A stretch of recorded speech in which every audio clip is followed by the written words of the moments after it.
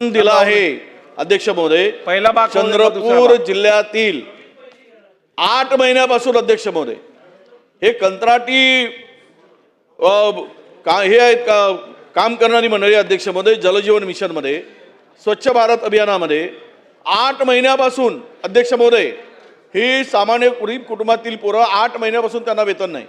सरकारकडे वारंवार विचारणा करतो आम्ही, त्यातील मुलांनी आता आम्ही आत्महत्या करायचं आणि जीव द्यायचं का म्हणून त्यांनी पत्र लिहिलं आहे अध्यक्ष महोदय। ही अत्यंत गंभीर बाब आहे। ज्या 8 महिन्यापासून जर जलजीवन मिशन आणि स्वच्छ भारत अभियानाच्या लोकांना काम करणाऱ्या कामगारांना त्या ठिकाणी कंत्राटी सेवकांना आपण काय करतोय सरकार म्हणून अध्यक्ष महोदय? 1 महिन्याचा वेतन जर सरकारी नियमित असलेल्या कर्मचाऱ्यांना मिळाला नाही तर आंदोलनाची भाषा करतात। हे ठेकेदारी पद्धतीवर काम करणारी माणसं आहेत, यांनी काय खावं 8 महिन्यापासून? काय बायका पोरांना करावं पोसावं? मुलांची फीस देऊ शकले नाहीत, त्यांच्या पोरं शाळेमध्ये जे होते त्यातील पोरांना काढून टाकावं लागलं। ही आत्महत्या करायची धमकी दिली अध्यक्ष महोदय। काही सरकार गंभीर आहे की नाही?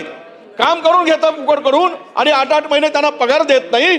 कोणीतरी ठेवा लाज लज्जा, सरकारने ठेवली पाहिजे की नाही अध्यक्ष महोदय? पत्रव्यवहार केल्यावर पैसे नाही म्हणून सांगताय आणि पैसे तुम्हाला उडवायला पैसे आहेत, लुटायला महाराष्ट्र आणि या गरिबांचे पैसे, कामगारांचे, कंत्राटी पद्धतीनं काम करणाऱ्या लोकांचे पैसे द्यायला पैसे नाहीत। सरकारने या संदर्भात अध्यक्ष महोदय दैनंदिन उदरनिर्वाह भत्ता नाही दिला, वैद्यकीय खर्च नाही, बँकांचे हप्ते फेडले नाहीत, मुलांच्या शिक्षणाचा प्रश्न आला, घर भाडे देऊ शकले नाहीत। काय करतील 8 महिन्यापासून पगार नसल्यानंतर? म्हणून माझी विनंती आहे अध्यक्ष महोदय, आपल्याला या स्थगनाच्या निमित्तानं सरकारने किमान इतक्या दिवसापासून प्रलंबित असलेली 8 महिन्यापासून यांची देयके 8 दिवसाच्या आत त्यांना कसे मिळतील यासाठी आता मंत्र्यांनी सांगितलं पाहिजे आणि आपण सुद्धा तिथून संरक्षण म्हणून या सगळ्यांचं संरक्षण करते म्हणून। सन्मान्य सदस्य विजय वडेट्टीवार साहेबांनी दिलेल्या माहितीची गंभीर नोंद शासनाने घेऊन उचित कारवाई करावी।